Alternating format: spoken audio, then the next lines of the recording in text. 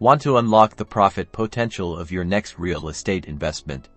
Then stick around as we break down how to find the after repair value, or ARV, right on Zillow.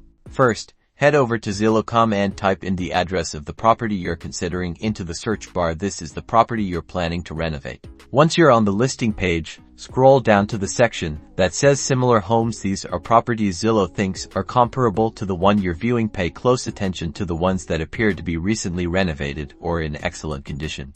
Now, click on a few of those comparable properties, analyze their photos, paying close attention to the finish. Look for things like updated kitchens, bathrooms, flooring, and overall curb appeal. Note the features that contributed to their higher sale price. Next, compare the renovated properties to the one you're considering. What improvements would you need to make to bring your target property up to the same standard as those comps?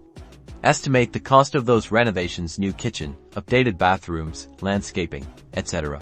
Finally, take the sale price of those renovated comps and subtract your estimated renovation costs. That resulting number is a good starting point for estimating the ARV of your target property. Remember to account for market fluctuations and any unique features of your property that might affect its value.